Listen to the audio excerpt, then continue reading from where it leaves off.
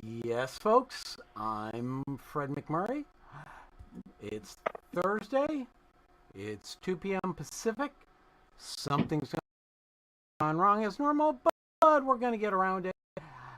And this must be whatever. You know it is. Let me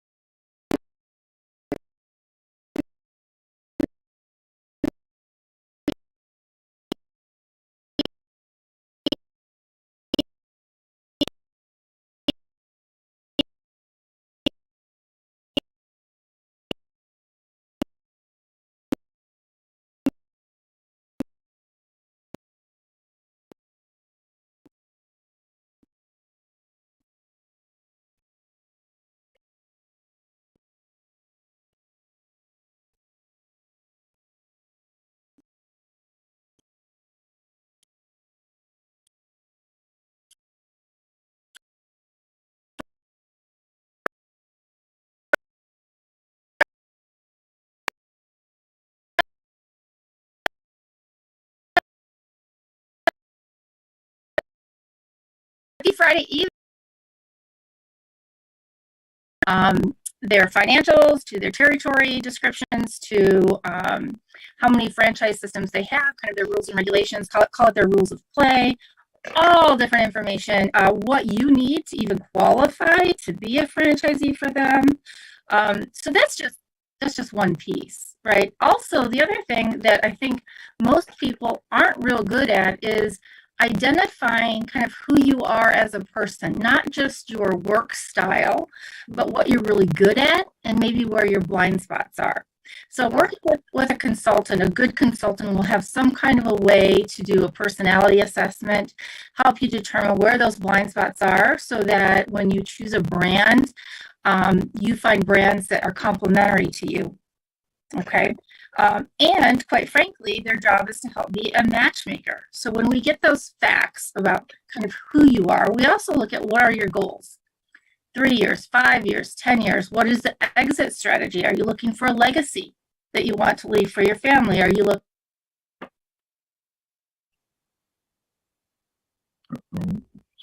And she's frozen, but to continue with what she was saying, all franchise systems are not created alike. So when you go through these assessments and these personality diagnoses, I guess you could say, you find out what kind of franchise system works for you and what matches well with you. Is it a hands-on? Is it a QSR? Is it fast-paced? Is it something you can do from your home?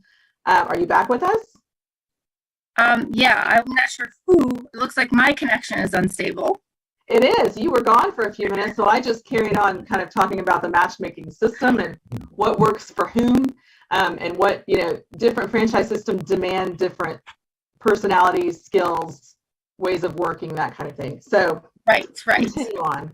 And the good thing is with this matchmaker consultant is that many of us have kind of the top 10% in every franchise brand. We understand what the top 10% of those brands, what those folks look like.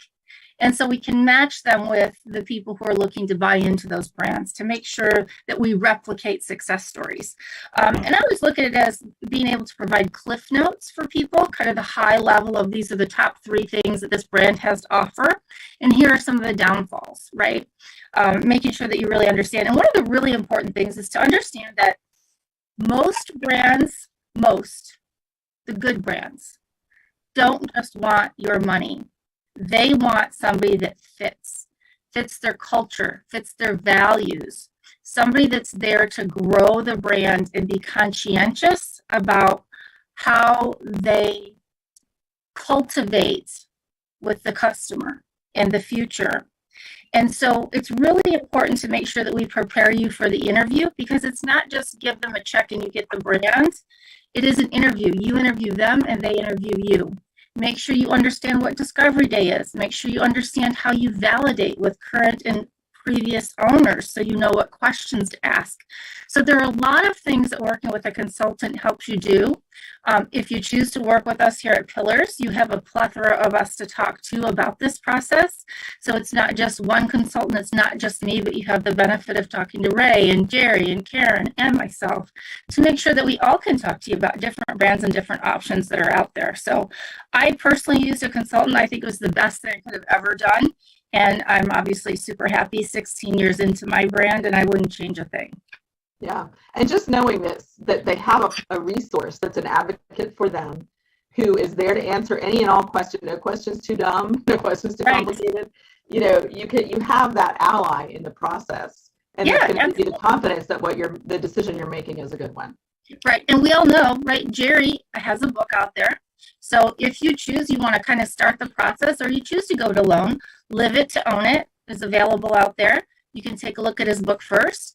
And if you're somebody who's, set on going the path alone, take a look at it. And you can always still call us and talk to Jerry. He's happy to help you as well. Absolutely. Up next, we've got a great guest. But before we introduce her, we want to remind you that you can call into the show at 323-580-5755.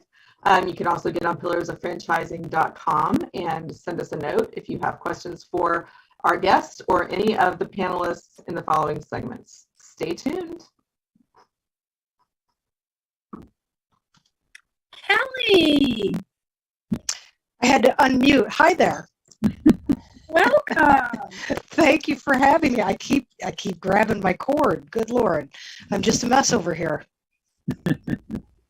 Hi, Kelly. Hi, Ray. How are you? Good. I'd like to read your introduction. Kelly is the senior consultant at Benetrends Financial with over a decade of franchise and business funding experience. Benetrends has been a leader in the financial services industry for nearly 40 years, helping entrepreneurs understand their funding options and develop smart capitalization strategies. Kelly has a well-rounded, empathetic approach to assisting her clients. So welcome to the show, Kelly. Hey, I appreciate being here. I think this is my 3rd time. So yeah, wow. I have so much fun every time you guys bring me on. I really appreciate it.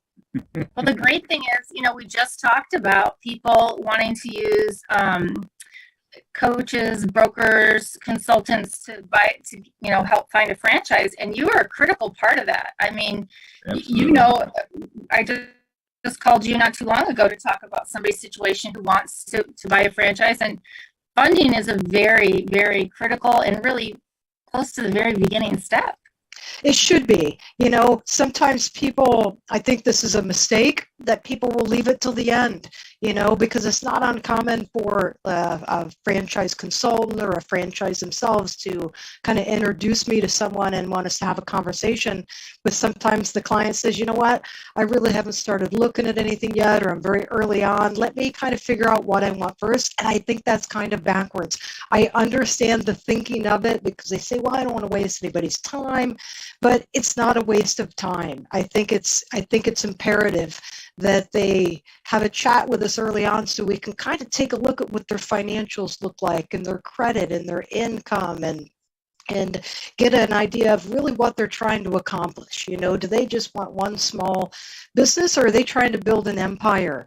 And once we kind of have a picture, we can develop a funding strategy for them based on their assets and their goals, and we can kind of help them figure that out, because it definitely makes a difference if you're going to do one franchise or if you're going to do multi-unit. It's critical that we fund the first one the right way so that they can open up those future territories. So I think that the earlier they talk to us and at least get an idea of what they can do, I think that it helps everybody, and it really helps the consultant kind of steer the direction, because, you know, the way that I always explain it to people is it's really no different than if you're like shopping for a home. There's not a realtor around that is going to start showing you homes before you've been pre-qualified for a mortgage, right? Because they don't want to show you, they don't want to show you $1 million homes if maybe your maximum capacity for borrowing is $500,000. It's easy to go up. It's hard to go down, and you don't want somebody to fall in love with something that they don't have the ability to actually see it through. So I think the earlier we can get involved, the better it is for everybody. Well, I know when we looked, before we worked with a consultant, we literally grabbed a magazine and we started looking, and I was like, oh my gosh, okay, well, how do I even know? Like, and my first thought was, well, okay, how much do we have in the bank? How much do I have in retirement? And like, do I want to go all in? Is this like, you know, when you buy a house, you go, okay, so roughly they say 2.5 times your annual income should be your target. Like, what's the formula in franchising? Yeah. Is there one? Is there kind of a formula you should use? Like, oh gosh, that's a really good question, and I've never really thought about a formula. It just I think kind of depends on someone's comfort level.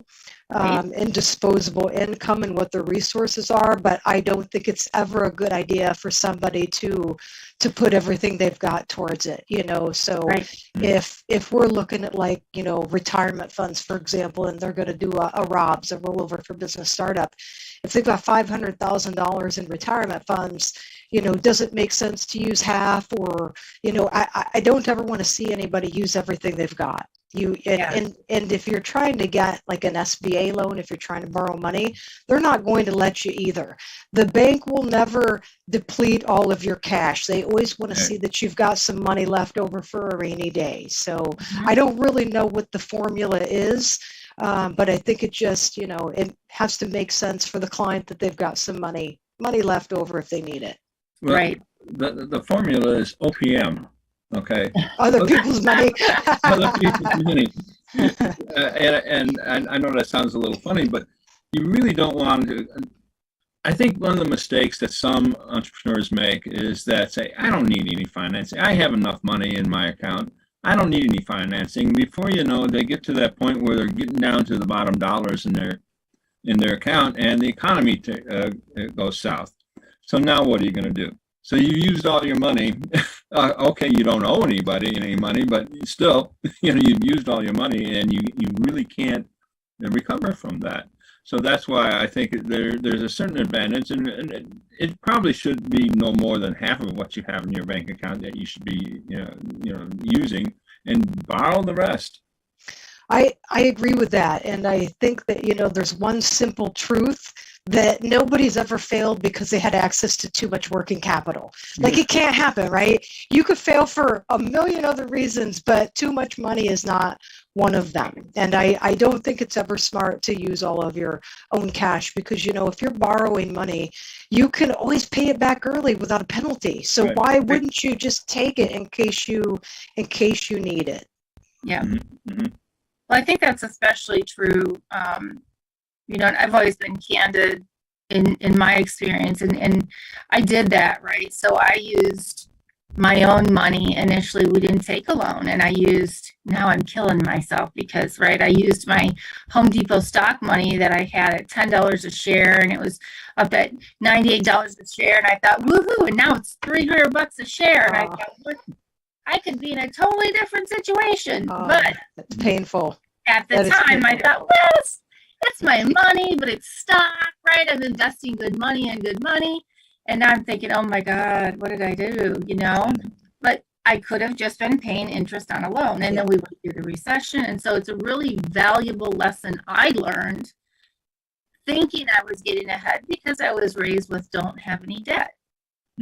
Yeah, sometimes it works for you. Oftentimes it works for you, I think, in business. And the other thing that people need to realize is that you take the money while you can get it. And what I mean by that is, and it's really counterintuitive, but when you're just starting out as a brand new franchise, if you meet the qualifications, the bank will make the loan to you. But once you're in business, you've got to be in business for a couple years and you have to be cash flow positive before you can get a loan. And typically, you're not trying to get a loan. A lot of times it's not because you're expanding, you want a loan because maybe you need some extra working capital, and you literally could just be a couple months away from being cash flow positive. But the banks, nobody's going to give you money at that point. So take it in the beginning while you can get it, and you can always pay it back early. Yeah. One of the issues I ran into when I was looking for some financing was the lack of collateral. In other words, in our business, we basically, I leased my cars. The only collateral I had is some vacuum cleaners and washing machines. So, it really wasn't much. How does a financial company, and that was a problem when I was looking. I don't know if it's still a problem. Is a financial company still looking for some collateral? Well, first, I just have to say, I can't believe they wouldn't take your washing machines as collateral. That's shocking. Right, exactly. And Shame on that bank. Collateral still comes into play. And, it's one of those things that if your loan is under $350,000, then the bank can use their own discretion as to if they want to capture collateral or not. A lot of banks still want it, but they don't have to capture it unless it's their policy. If your loan hits $350,000 or greater, then SBA mandates to the bank, the Small Business Administration that's guaranteeing that government-backed loan, they mandate to the bank that they have to capture whatever collateral is available up to 100% value of the loan. So it definitely still comes into play. And truthfully, a lot of our lenders do want collateral, even if it's under 350. So it's not always a deal breaker if you don't have it by any means, but it certainly helps. Kelly, what are some of the unique products that Benetrends offers? Weren't you one of the first ones that did, was it the Robs?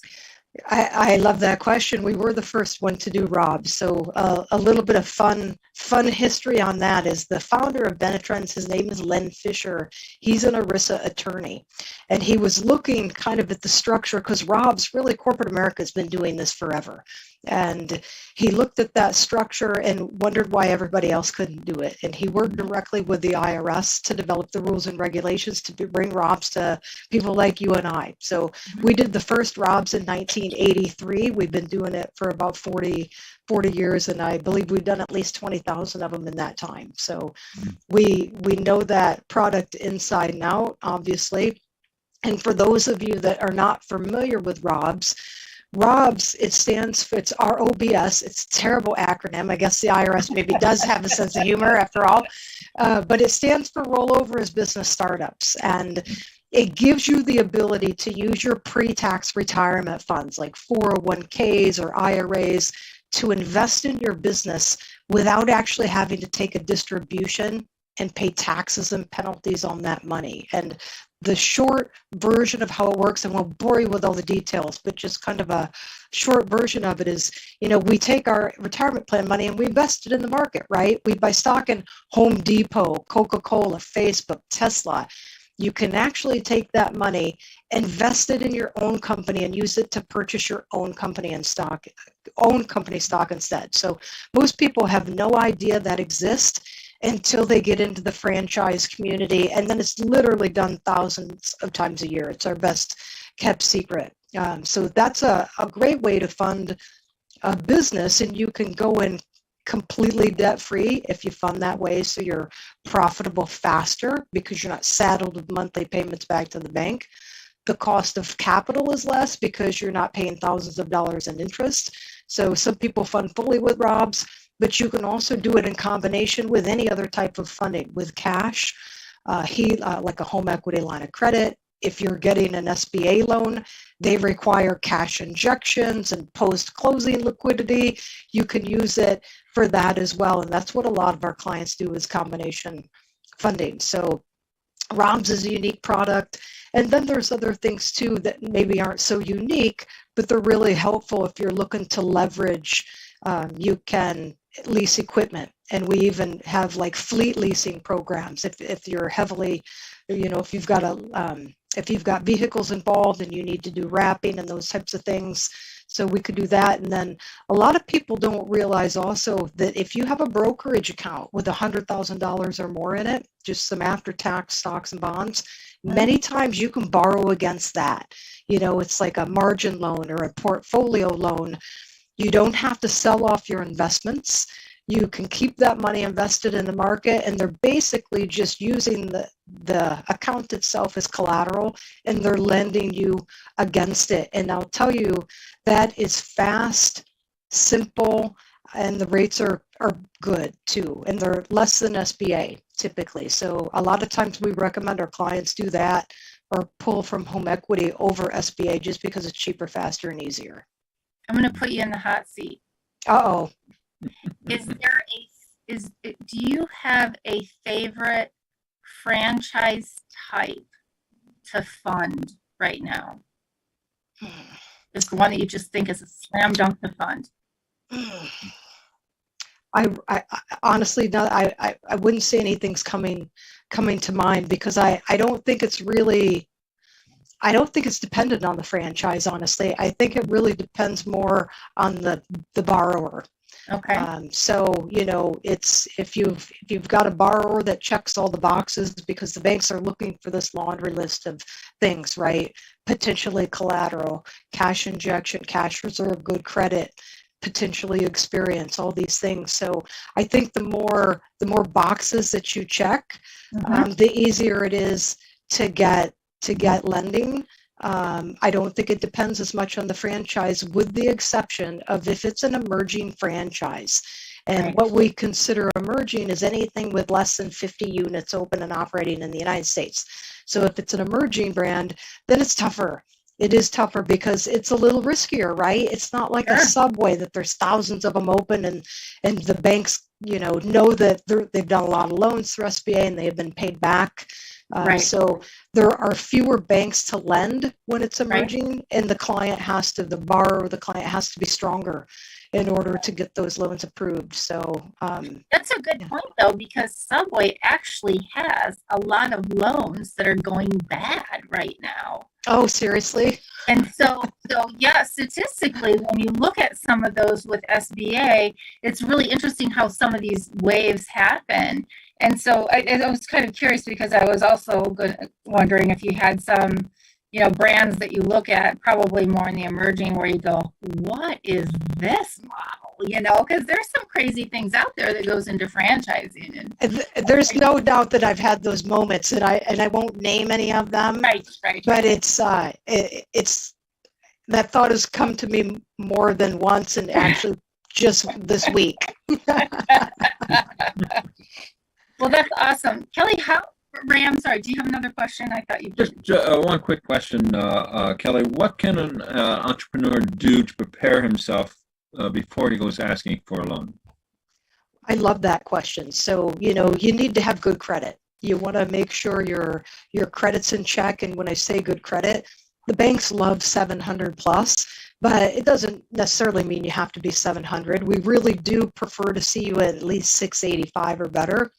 But even if you're below 685, it's not a deal breaker, but everything else has to be strong. So, and again, if we look at, you've got this bucket and all these qualifications that they want, credit and income and different things that go into it. So if you're weak in one area, then you have to fill that bucket up in other ways. Sure. So I think you want to make sure your credit's pretty clean. You don't want a ton of inquiries. You don't want to take on a lot of new debt. If you're planning to get an SBA loan, don't let a lot of people pull your credit. Don't go out and run up your credit cards. Don't borrow from other things. So credit is a big one. And then I also see people, you want to pay your credit cards down. I have people come to me with, you know, $30,000, $40,000, $50,000 in credit card debt. No bank wants to see that, because that just looks like you're living beyond your means and you don't know how to manage your finances. So, you know, I think in most cases you want to get that credit card debt down under 20%. And then beyond that, you're going to need some liquidity if you're trying to borrow money. And this is not an exact science, but kind of an easy rule of thumb.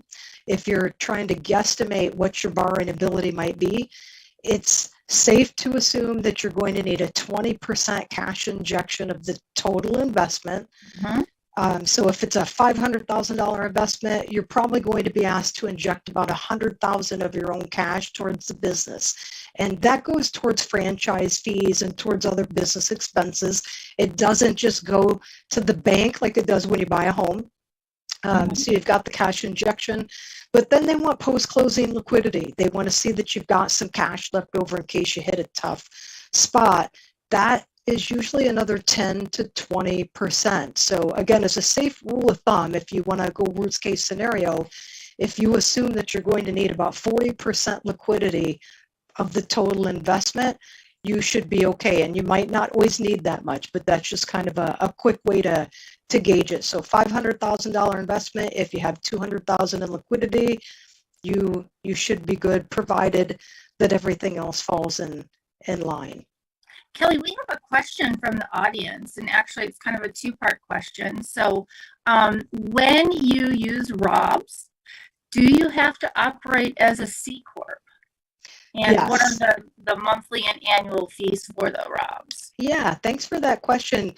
IRS does mandate that we set it up as a C corporation. A C corporation is the only entity that's approved that the retirement plan can invest in the company and buy the corporate stock. So it has to be a C corp. The kind of the standard fee in the industry to set it up is usually around $4,995. Well, let's call it what it is, right? $5,000. I don't know who they think they're fooling with that $5. So it's about $5,000 typically to put it in place. And we all set up the corporation included in that fee and stuff too. So we're doing all the work. And then the monthly fees vary based on the provider.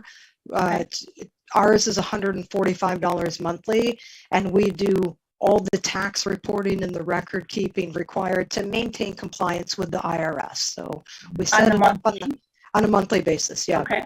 The fee's monthly. A lot of that work is annual, but the fee is monthly. So we set it up properly on the front end, and then we do all the work on the back end to make sure we keep them out of IRS prison. Okay, great. And then is there an industry, would you say there's an industry average on those monthly fees, or what is the range? Do you have an idea on that? I want to say probably I've seen them as low as $100. Okay. But when I see them that low, it's usually more of a la carte. They're not including everything, and that's what you want to be aware of when you never want to go with the lowest. Right. The lowest cost. Typically, you don't want to shop something like this based on price. I mean, obviously, price is a component of it, right? And you do want to look at all of your options, but I don't think it's ever smart to go with the cheapest, because usually there are hidden fees there that you're not aware of, and it's not apples to apples when it comes to the service that you get. Right. We always say look for the best value, right? Yeah. And if you want to find out more from Kelly, the great thing is either Kelly or one of her colleagues contributes to our digital magazine, which you can find on pillarsoffranchising.com. It is a bi-monthly. We just released the October issue. And Kelly, we really appreciate that. Do you have any closing thoughts for our listeners or for our people that are out there in chat today? Don't be afraid. I talk to a lot of clients, every day, and several clients that I spoke to today. One of them actually said, I'm terrified. Like, I'm really interested in these businesses, but I'm just terrified to move forward and make that choice. And I think that, the first thing I tell them is that's normal for starters, right? And truthfully, if you didn't have a little bit of fear and trepidation, we would think that there was something wrong with you, that you weren't working with all your faculties, because it is a risk. None of us have a crystal ball, as much as we wish we did. And you're never going to be 100% certain, but I encourage people, if they have an interest in owning their own business, get a franchise consultant, because I agree that I think there's so much value in working with a consultant that knows the ropes and can guide you in the right direction and help you look for the right information and to ask the right questions. But work with a franchise consultant, investigate it a little bit, and just work through the process, because I liken it to putting a puzzle together. And when you dump out a 1,000-piece puzzle on the floor, you have no idea what that picture looks like, right? It's a big hot mess. But right, every conversation you have with somebody like myself, or a franchise or a franchisee, you put a couple more pieces of that puzzle together, and all of a sudden that picture starts to become clearer, and you either naturally move towards business ownership and you get more comfortable, or you don't. And if you don't get more comfortable, then it's not the right fit for you. But you owe it to yourself, I think, to look into it if you have an entrepreneurial mindset, and give it a shot. Very good point. And Kelly, how do people go about getting a hold of you? You can email me at Kelly, Kelly, at Benetrends.com. Do you want me to spell that all out? Or well, we're gonna have, I don't think necessarily. We've got it at all of our contact pages. We'll have it on the credits today. Perfect. Obviously, as a contributor, they can find it in the magazine. You can find it on our pillars-of-franchising.com page. And we've got you credited everywhere under Pillars of Franchising, because you're such an active contributor, and we sincerely appreciate all the years of assistance that you've given us. You are certainly a very valued member and guest on our show. So well, I appreciate hearing that, and we feel exactly the same about you. So you can email me, call me, text me at that contact information, and I respond quickly, typically within 24 hours. I'm pretty quick. Awesome. Kelly Krueger with Benetrends. Thank you so much, and we'll look forward to talking to you again soon. I appreciate it. Hey, franchise owners. How's your local marketing? Do you feel like you could use some help keeping up with your social media posts and comments and reviews? Do you wonder if you could be doing more to attract local customers? Are you able to identify new move-ins to your local area? At Westvine, we help franchisees like you reach more local customers through digital marketing. With daily monitoring, creative content, and ad placement, and customer data intelligence, we'll get your business in front of the people who want your products or services. We also work with franchisors who need an agency to handle the digital marketing for all of their locations. If you're ready to reach more local customers, give us a call at 805-265-5440 or visit us at westvine.com. That's 805-265-5440 or westvine.com. So welcome, friends. Hello. What a motley crew. Yeah, I know. Yeah, I was thinking the same thing. Hey, these are the days we love, because the four of us get to sit here about real stuff, real time. Like, there's no sugarcoating. It all is like on the table, right? So I love Kelly, because she's also very like, it's all out there. There's no sugarcoating. And she's a good Midwestern lady who just doesn't pull any punches when it comes to financing and how to get money. And so today, as a team, we're going to talk a little bit about the same kinds of things, really, right? Like, how do you, now we talked about how you can get started, but how do you keep funding ongoing? And how do you use, Ray's favorite kind of money, OPM, and how do you form partnerships when you need them? So let's talk to you, Jerry. Let's start with you, because you have all these ventures going. We've got how many great clips happening right now? That's 36 right now. I don't even have that many toes and fingers. Thank goodness. That would be interesting. It would be. I was going to crack a joke about where I'm not from, and I decided to stop because my brother would be mad. Very, very good idea. Yeah, Very my good brother idea. would get really mad. Yeah. And how many joints do you have right now? We're opening our fifth one October 20th, and that'll be 5 within a year, which is crazy for almost any franchisee, which kind of leads into our conversation, right? Yeah, and exactly. And so I'll just take off from there, Kristin, if that's all right. That's exactly So, why I started. yeah, so listeners, just so you know, when I started the joint, I did it with a couple partners. Kristin brought that up, and they were providing most of the funding. And then COVID happened, and business for most of the world has been different since COVID, especially starting up a franchise. Potential cash flow and break-even points have elongated, many of them because of delays in permitting, delays in construction, chain delays because you can't get certain pieces that you need to build out your new unit, or hiring delays. So those are usually the top 4 reasons. So even when you can get open, you're already upside down because your costs have been substantially higher than your pro forma would have shown them to be. So you find yourself in an interesting situation. And then in my situation, 2 other factors come into play. Number one, we opened 4 brand new ones within a year. Bought an existing one, opened 4 brand new ones. So if you're in a situation where your break-even point, when it could have been maybe 4 or 5 months under the old system pre-COVID, it might be 10 or 11 months, which is what we're finding right now in our clinics. So what that means is you may have planned on reaching break even with your first one by the time your second or third one was being built and open, so that you had cash flow from the first one to help fund, second, third, fourth, whatever it might happen to be. Well, in this case, that's not working. And in many cases, franchisees have found themselves in that situation. So then to compound the problem even further, my partners decided they really didn't like the space as much as they thought they would, so they left. So here's where it all comes together, where the rubber hits the road. That means I, as the primary partner, had to go find other funding sources. That was a couple new partners and traditional lending with my local bank, which has done a lot of business with us over the years and trusts us, so is happy to fund us. But the fact is, you're having to fund cash flow needs, not construction needs, and those are 2 wildly different things. And when you cannot reach, I'm sorry, but you are in the midst of construction, right? I mean, you're in it. Oh yeah.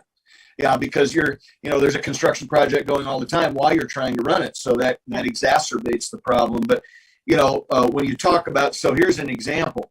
If you're losing $10,000 a month roughly until you reach break even with one, and you've got 4 of them whose break even has been elongated by several months, suddenly you're losing $10,000 a month on 3 or 4 of them. Yep. And you can do the math. So, lenders are, we heard that just a little bit ago from Kelly, that, if your credit cards are high or you ask for operating monies too often or something like that, that's a red flag, which it should be for lenders. But the world we live in today is somewhat different than it was pre-COVID. So, having to continue to update our cash flow analysis and our trend lines for revenue and those kinds of things, so that we have a good definition for the banker showing the path that we're following and why the situation is as it is, so they continue to fund us. And that's I'll quit there, but that gives you the broad brushstrokes. And trust me, you lose a lot of sleep, there's a lot of stress, and it takes time to come back from those kinds of things. And that's what I warn potential franchisees about when they're buying 3-packs, which is a big deal in brokerage and franchise sales right now, because they typically give you like 3 or 4 years to get those 3 open. Yeah. And if you're in a time like this where your cash flows are short and your break evens are long, it gets to be very difficult. Yeah.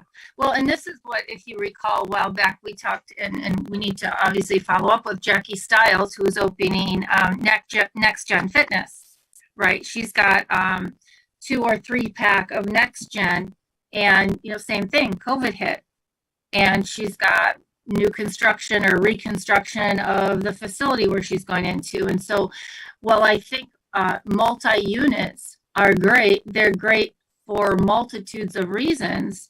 There are risks that people need to be aware of. And when you talk to funding, as Kelly said, those are discussions that need to be happening at the forefront with your lenders. Absolutely. And to be thinking about, like, sometimes it's plan B, plan C, right? And it's doing a lot of the what ifs, because many times I think when people get into franchising or anything new and they're entrepreneurial, they're thinking of all the great things. And that's good. You want to do that. And I love what Kelly said about the pieces of the puzzle. It's all pieces of the puzzle, and making sure that you have all that taken care of. And part of that is having the plan A, plan B, plan C with all the what ifs. And Jerry, you even said sometimes you even do what ifs and don't come up with all the one. You're kind of surprised, which is going to happen. Well, yeah, and tying two or three pieces together here, I was asked to coach a franchisee that's been in her franchise for a little over a year now. Just 2 days ago, I got a call from a banker saying, please help this person. They're a nice person, and they're just upside down. And the big reason is because it's another one of those emerging brands, which Kelly touched on, that, as we've all talked about here before, do not have the infrastructure to support their franchisees to the level necessary. Right. So this poor lady is doing what I would think is about 70% of the development of her new business by herself, as if she opened it with no franchise support, because in essence, that's what she did. So I met with her this morning, and in about an hour of me just throwing mud at the wall by, asking questions and observing the layout. It's a retail establishment. So, the way it's laid out and how warm it is when people walk in and how the systems are running, and something as simple as adding another iPad to the checkout so they can get people through quicker. I mean, these are things that a new franchisee may not think about. And if the franchisor doesn't have the bandwidth to help them with that, then unfortunately, a lot of them fail, which leads to the things that Kelly was talking about, where it's harder to get loans because bankers realize that's going on. So trying to find lenders who understand that part of it, maybe couple them with a consultant or a business coach or a franchise coach or something, maybe even making it a part of their package. So if you want the loan, you got to have coaching to get one of those kinds of things. If we know emerging brands have that problem, we need to come up with a way to help fix it one way or another to help the franchise industry. Yeah, because it's one of the things, again, when you're buying something with the emerging brand, it's really important to, it's not that you don't invest in it, it's just making sure you know what you're getting into, what they really have and what they really don't have. Yeah. And I think, right, I mean, and how much support they have. Right. And because sometimes they'll gloss over it. Right. Well, you can't really get into it. Yeah.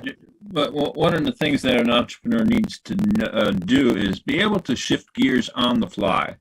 Okay. And what I mean by that is have some funding, like a home equity loan, available to you. Maybe you don't have that loan, but it's available to you. If you need it for an opportunity that comes up suddenly, or the economy that, goes bust and you need a few extra bucks to keep going.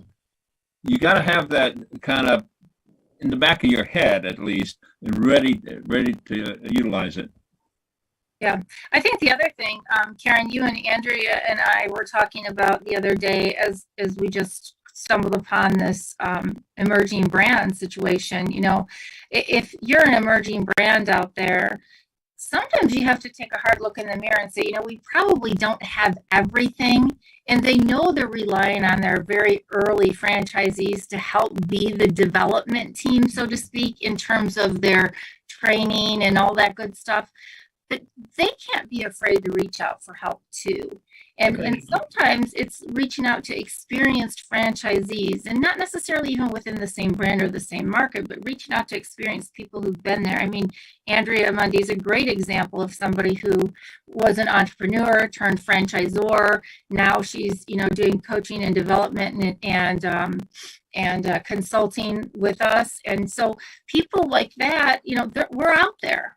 And so can't be afraid to ask for help and say, hey, I've got this great thing going, but we're missing some pieces. Yeah, it's funny because the whole franchisor-franchisee relationship, it's such an important relationship. Yeah. And it's so important that it stays positive. You're going to have a little bit of back and forth, but it needs to be positive. So what happens is, as a franchisor, and when you use the example of the emerging brands, if you're not giving the franchisee enough and they're not feeling successful, and even I loved it when you talked about even like a backup plan, and sometimes you have to pivot and everything, but still when you're not getting that, that starts a really a not so positive relationship, a very negative relationship, with then just kind of keep spanning out within the network.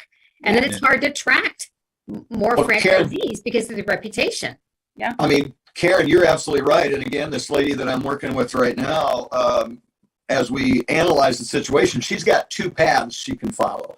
A positive and a little bit of a negative path. Number one is the positive path, which is to try and engage with somebody like me that can come in and help supplement what she's getting or not getting from corporate so that she can actually have a successful franchise. Or if in this case, she's feeling like she was maybe sold a bill of goods when she was sold the franchise, then you talk about litigation. And that's not good for franchisee or franchisor, but unfortunately is on the table in many cases. So one of the positive things I've seen over the last 6 or 8 months, and I'm sure this is going on other places, but it's just because of my book coming out that I'm seeing it. I've been approached by probably a dozen emerging brands saying, we'd like to partner with you to help fill in some of the gaps of support that we're giving franchisees. So if you and your team can help with operations, help with marketing, help with real estate, whatever the case, construction, if you can help fill that in so that we're not dropping the ball there, then it's a win for everybody across the board. So I think franchisors, emerging brands are starting to recognize that, and they're starting to look for solutions for it. Yeah. And I think that's good because that's good for the entire, not only their system, but franchising in general, right? Nobody, and that's the thing, again, it's tongue in cheek. It's what everybody says, right? In franchising, you're in it for yourself, but you're not in it by yourself.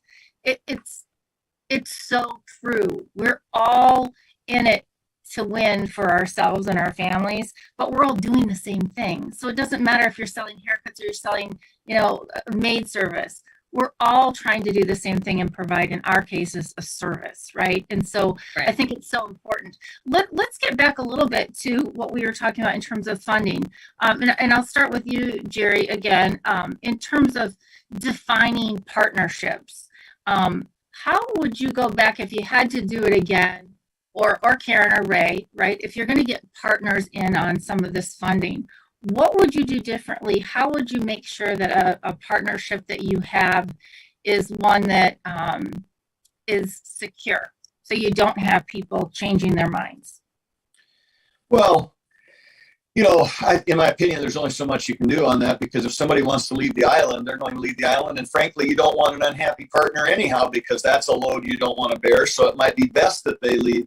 You do have to have a plan for the money that they've put in. I think that's really where the basis of it has to fall. Is there a penalty if they want to get out earlier?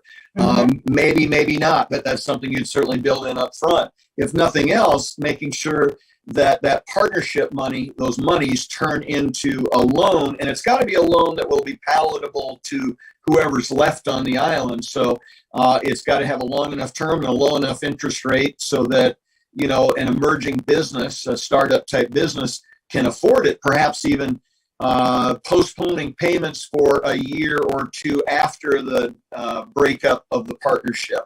Something like that. Giving the remaining partners some options as to how that looks, I think, is probably the best way, because, in my case, and I think in the case of almost everybody that goes through what we went through, it's not so much that they're leaving. You're disappointed, but it's just, how do we handle the money? Because there's money they put in, they want back. How does that happen? If the remaining partners were counting on some infusions from those other partners moving forward, is that still on the table? Or so those are the kinds of things that need to be defined up front that really help solve a lot of those potential problems down the road. Absolutely. I totally agree with you. And I think too many times, again, when people are in partnership, they begin the partnership it's almost talking with them. And I've dealt with this a lot, or when it's almost like I talk with them when it's beginning to sour, like, it's a little bit too late. So it's like, make sure up front, it's almost like you call it, it sounds like a prenup, right? It is. Like, I mean, because you hate to talk about if we would break up, but you need to, right? And you need to, and to talk about the what if scenarios and what will happen. And even at the beginning, making sure you're on the same page with the money, if something happens. I mean, how far does somebody want to go and stretch before they might not want to be it anymore? And having those real conversations, Jerry, you're so right. It's thinking about that up front. And those are really hard conversations, but necessary. Right. And Karen, your prenup situation is not really far off, because just like when you go into a marriage and a prenup can be a negative connotation, and everybody's lovey-dovey and you don't want to have those conversations and it's never going to happen to us and all that kind of stuff. Unfortunately, it does. Right. It's the same way with partnerships. Quite often, when you're talking to people about being a partner, they get excited, you get excited, everybody's happy. You start counting your shekels for a year or two from now. Absolutely. When you're distributions, everything's going to be roses, right? Until it's not. So nobody wants to say, okay, time out. We're putting the terms together. We're putting the operating agreement together. We're putting all that stuff together. So somebody's got to be the adult in the room and say, okay, let's talk about worst case. Right. You guys have a health emergency, you get a divorce and you need to get the money out right now. You just don't like the business and you want to leave. How do we handle that situation? Because the business has got to continue. Again, in my situation, it's almost always going to be somebody in this situation. If you're leasing space, you're going to sign a personal guarantee for the length of that lease. So when you're in a partnership, generally one person is signing that lease. So if the other partners leave, guess who's left holding the bag on the lease? Right. So there's just a lot of things in there that, in fact, if one partner is contributing, let's say, accounting services as a part of their deal, and they're the partner that leaves, in the agreement, there should be something in there about how does that dissolution happen? What's the time frame? What's the handoff? Are there financial consequences? Because we're counting on you to do it for free and now we got to pay for it. So how does all of that look? So whenever anybody's putting a partnership together, somebody has got to be the adult and make those conversations happen. Absolutely. Jerry, you and I had a conversation yesterday, and I want to close with this thought because we're getting close to our time. One thing we did not bring up today is if you are buying a resale, okay, and statistically, as you do research, and I love listening to my friend Patrick over at Vetted Biz, and I listen to him every morning, and time again, many resales are really a great way to go because you can get them at a much lower price. You don't go through all the build out. And a great way to finance that is owner financing. And Jerry, you and I talked about that yesterday, especially if you happen to find somebody who's in ready to retire mode, right? Because they're looking for a little extra cash flow. The last 2 additional franchises I bought, that's exactly what we did. We gave a little bit of cash and then I did owner financing.